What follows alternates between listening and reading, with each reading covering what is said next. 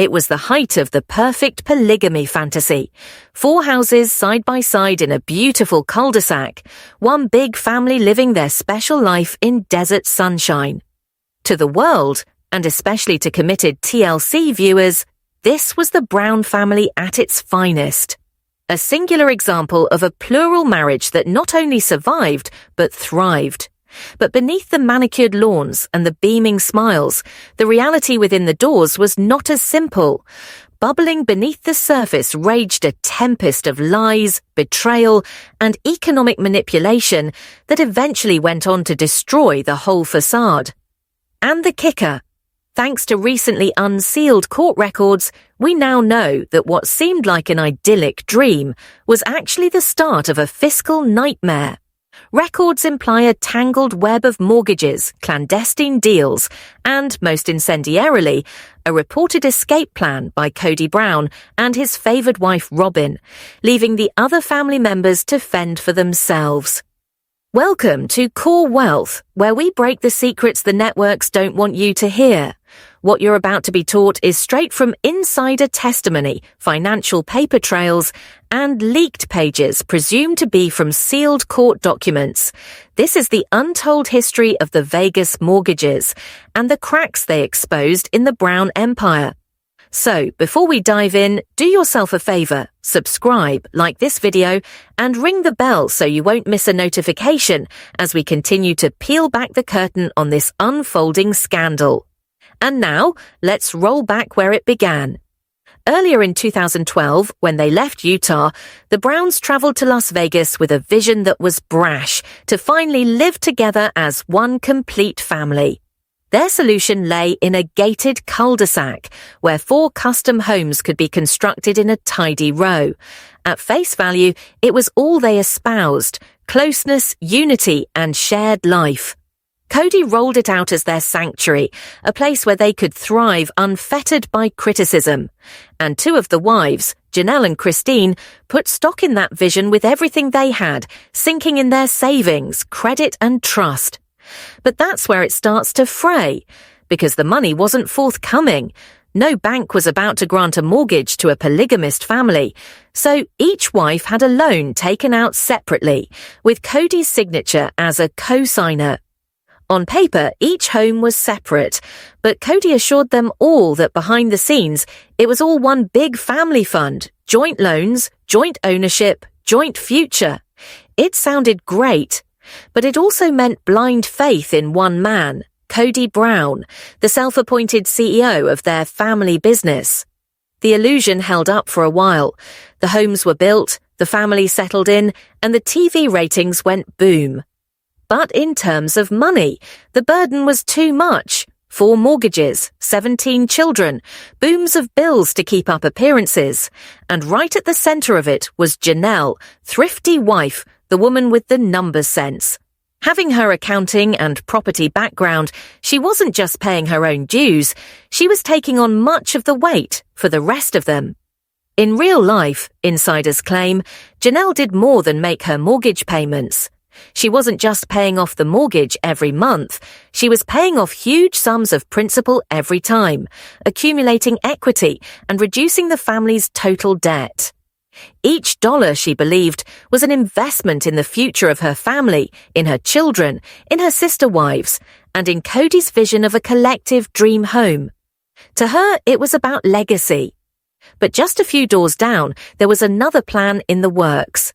A plan that would put Janelle's sacrifices at risk, because then came the sudden move to leave Vegas and relocate to Flagstaff.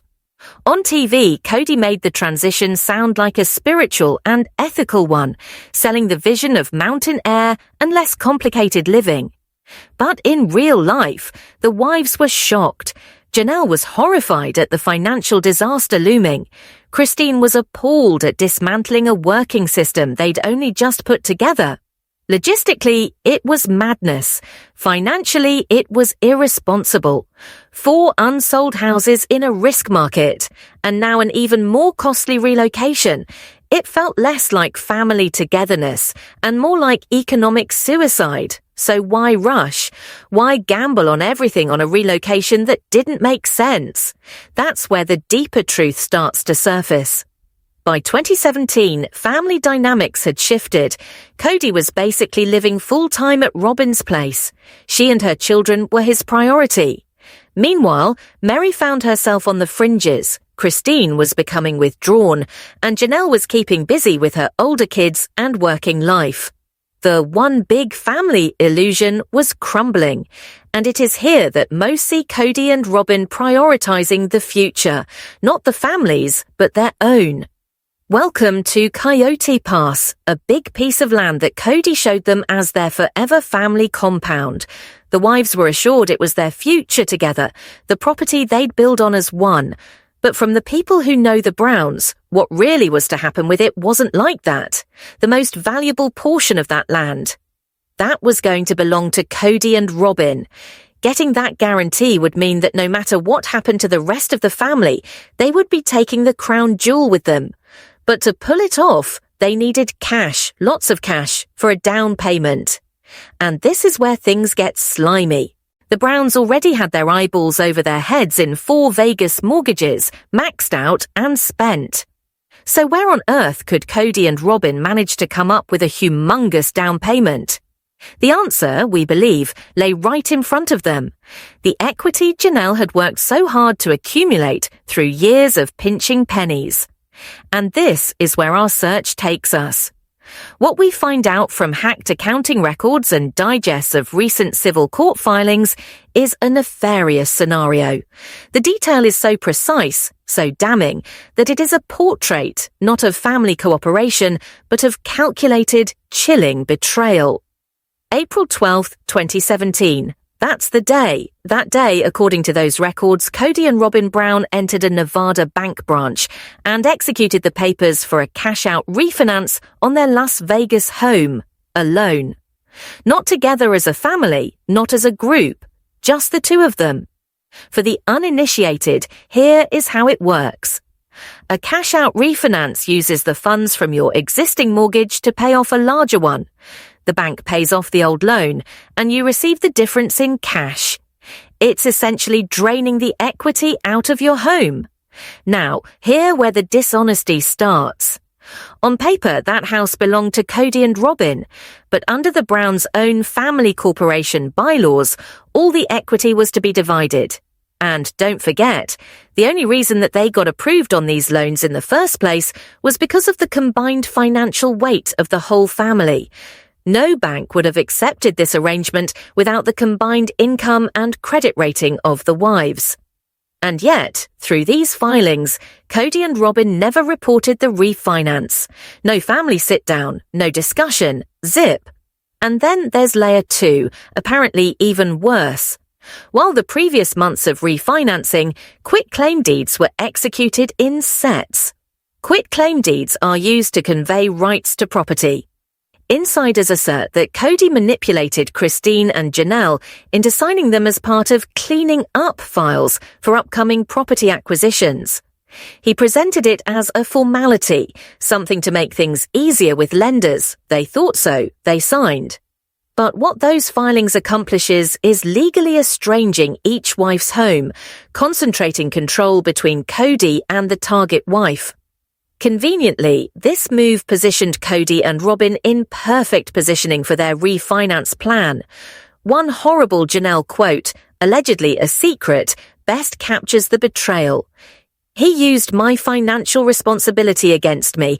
My effort didn't create a future for the family. It funded his golden parachute for Robin. While the rest of us prepared for the crash, they were already drifting free. If true, this was the smoking gun. Evidence of a 2-tier system in the Brown family, Janelle, Christine and Mary, the workhorses, while Robin reaped the rewards. And suddenly, so many of the show's moments made sense in a whole new context.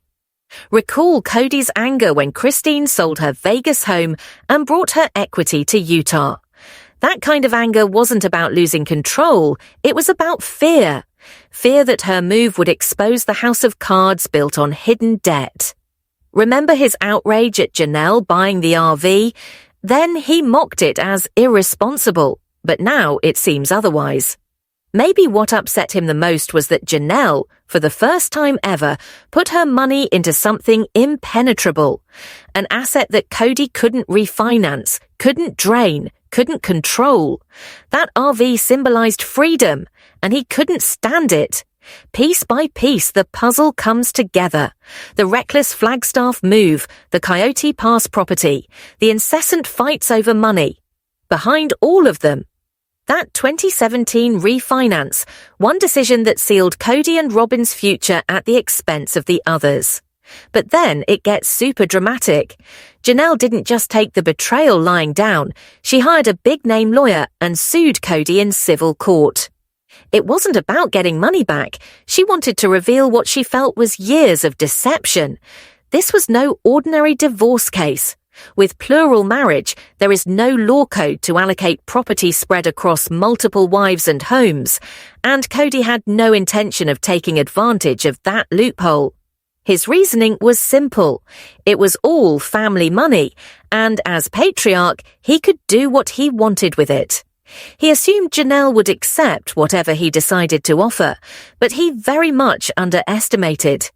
Janelle's lawyers fought back hard, filing suit for breach of fiduciary duty, unfair enrichment, and constructive fraud. In plain English, they accused Cody of treating the family like some shady CEO, exercising his authority not to benefit all of them, but to fill his own coffers as well as Robin's. At the center of their complaint, that refinance. Cody's lawyers responded with two main defenses. First, the one-pot defense, that one financial unit were the Browns, so no wife could reasonably hope for her contributions apportioned out now. In other words, you knew the rules, you can't complain now. Second, the no malice defense. Even if Cody kept his choices secret, they argued, it was not out of selfishness. They portrayed him as an errant but altruistic leader, making tough choices for the greater good. But Janelle's lawyers took down those allegations with chilly, hard facts. They showed years' worth of financial documents proving where the money went and who profited. And that's where we'll continue in part 2 of this investigation, because if what we've learned so far is accurate, the court's discovery doesn't only endanger Cody's bank account, they could destroy the meticulously constructed reputation of the Brown family forever. And now, tune in, because what we have ahead of us may just blow everything you ever thought you knew about sister wives. On paper, the Browns professed a one-pot philosophy. In practice, however, under Cody, it was far from that. Janelle's attorneys produced documentation of stark contrasts. While some wives were struggling along, Cody and Robin allegedly went on expensive vacations, designer shopping trips, and expensive perks for Robin's children, all funded on household accounts. Janelle was driving an older vehicle in the meantime, while Christine couldn't even afford to cover her daughter Isabel's surgery. One testimony described contained the betrayal. My fiscal duty never constructed a future for the family. It funded my own demise. It purchased Cody and Robin their golden parachute, while the remaining individuals prepared for the crash. If it's true, this wasn't dysfunction. It was proof of a two-tier system in the family. Janelle, Christine, and Mary do the work. Robin is queen. And suddenly those moments that made no sense on the show now do. Take Cody's tantrum when Christine decided to sell her house and hold on to the equity for herself. That wasn't anger at being disobeyed. It was fear. Fear that what she did would collapse the entire house of hidden debt. Or think of his fury over Janelle's RV. He called it irresponsible, but maybe what was really going on is that Janelle for the very first time put money into something Cody couldn't access, refinance and repackage for himself. That RV symbolized independence, and that frightened him. It all fit together. The move to Flagstaff, the contentious land deal at Coyote Pass, the incessant money wars. It all points back to one decision made in 2017, a refinance that made Cody and Robin financially secure at the expense of the rest of them. But this is where everything started getting out of control. Janelle did not go quietly into the night. She lashed back, and with attorneys. What followed was no typical marital disintegration. In a plural marriage, no straightforward legal framework exists for dividing property among several wives and shared residences. Cody expected to take advantage of the confusion to his own ends. His reasoning was simple. There's no your money or my money, just family money, and as patriarch, I decide where it goes. He assumed that Janelle would get whatever scraps he would allow. This time, however, he got it wrong. The lawyers of Janelle brought a civil lawsuit charging breach of fiduciary duty, unjust enrichment, and constructive fraud. They painted Cody not as a husband, but as some unethical CEO who had destroyed the family business for personal hidden gain and enrichment, along with Robin. Their entire case hinged on one, that 2017 refinance. Cody's attorneys responded with two main defenses. First, the one-pot defense, that the Browns were one economic unit, so that no individual wife could now demand a separate share. Second, the no malice defense, that if the refinance was secretly accomplished, Cody's motive wasn't selfish. He was simply making tough choices for the family's good. But Janelle's lawyer, let's call her Ms. Sharma, carefully took them apart. In order to discredit the one-pot theory, her team presented financial records demonstrating extravagance by Cody and Robin versus austerity penny-pinching for the other wives. The most damning evidence, however, was in the Coyote Pass deal itself. If the land was being purchased for the family, then why did the deed give Robin majority control of the most valuable piece of land? Why wasn't it placed in a trust with all four wives listed as equal beneficiaries? The very conditions of the bargain revealed the favoritism. And then came the gut punch. To destroy the no malice defense, Sharma's team targeted secrecy. Their argument was simple. If this refinance was ostensibly for the good of the family, then why was it done in secret? Why no family meeting? Why no records? Even the subsequently hired forensic accountant, Dr. Alistair Finch, testified that in order to make a legitimate financial move of this size, there would have to be openness, written proposals, and group endorsement. The absence of same, he testified, was evidence of deliberate manipulation. His words were blunt. Good news isn't kept secret. A healthy financial system doesn't work behind closed doors. Secrecy is evidence of intent. By the date of the trial, the lines had been drawn. Cody's entire defense rested on the idea that he was king of the castle, to do as he wanted. But Janelle and her attorneys had rewritten the story. This wasn't a matter of marriage, it was about fraud. And in part 2 of this investigation, we'll reveal how the court responded, and why the outcome could permanently shatter Cody Brown's carefully crafted public image. It was time for the dramatic conclusion. Weeks of witness testimony, evidence review, and fiery cross-examinations had all built to this. This was not a jury trial, though. It was a bench trial. A lone judge would rule on Cody and Robin's destiny. That judge was wise and well-versed Eleanor Vance. Tension within the courtroom was suffocating. Cody and Robin appeared untroubled, almost smug, as though they expected their patriarchal privilege thesis to win the day. Opposite them was Janelle, firm, composed, and unyielding, and then Judge Vance made her ruling. She did not have any hesitation in slicing through the balderdash. Recognizing the Brown family's novel financial structure, she declared that no contract, no matter how unorthodox, could excuse unethical or unfair behavior. Her words were like a knife. An informal leader, be it of a company or of a home, still has a deep fiduciary duty. And Cody Brown, she held, had violated that trust. The judge singled out Cody and Robin's Las Vegas home refinancing in 2017. The defense tried to portray it as a fiscally irresponsible maneuver on the part of the entire family. But Judge Vance was unconvinced. She framed it instead as a surreptitious move, one that sucked resources away from 3 wives to pad the pockets of one home. And down came the gavel. She declared the deal fraudulent, a willful act of deception. Those two sentences alone destroyed Cody's meticulously constructed reputation. The ruling didn't stop at censure. Judge Vance ordered Cody and Robin to repay Janelle $154,783, the exact amount siphoned from the family account, plus interest since 2017, another $50,000. To insult the injury, they were also saddled with the prohibitive expense of funding Janelle's attorney fees, which amount to the six figures. Finally, the court ordered an immediate appraisal and splitting of Coyote Pass, so Janelle would be refunded every dollar she ever invested. Short answer, Janelle didn't just win, she destroyed them. The impact was immediate. Robin reportedly sobbed.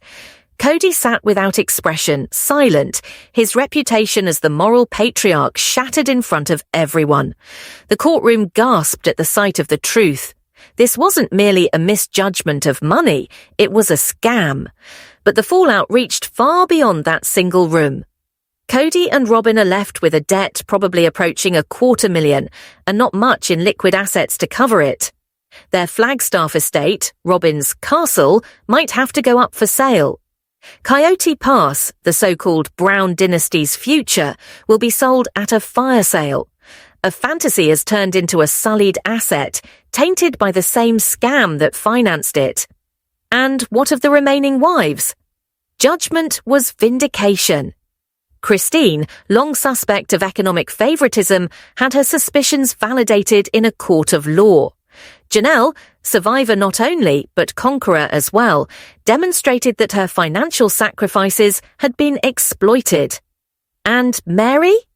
With this ruling as precedent, she can now be able to possibly have grounds to go ahead with her own case. Years of LuLaRoe earnings, and her investment might not be unrewarded after all. What does that say in the grand scheme? In short, Cody Brown's whole persona has imploded.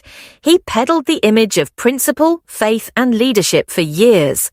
But this trial implies those principles were merely a disguise, one he employed to dominate, to manipulate, and to secretly ditch the practice of plural marriage in favor of monogamous life with Robin. And Robin, the ruling placed her directly in the middle of the scandal. Was she just an innocent bystander or a proactive planner? Court documents with her signature on the refinance prove she wasn't just a passenger. That long-standing picture of Robin yearning for harmony with her sister wives now appears far less believable. The result, a shattered family, a broken dream house, and a patriarch revealed, not as a leader, but as a man who allegedly prioritized self-interest and favoritism over fairness and faith. So now it's down to you. Does this verdict finally vindicate Christine and Janelle? Was this a planned fraud or just irresponsible greed? Is Robin a victim or an accessory? And most importantly, can Cody Brown ever restore his reputation after being declared a deceiver in a court of law? Let us hear your responses in the comments. This story's not over, it's only just beginning. And if you're excited to keep abreast of every twist and every shocking revelation, subscribe and turn on notifications. Because the fallout of this scandal, trust us, it's going to shake everything we thought we understood. Until next time, this is Core Wealth, illuminating the facts others try to hide.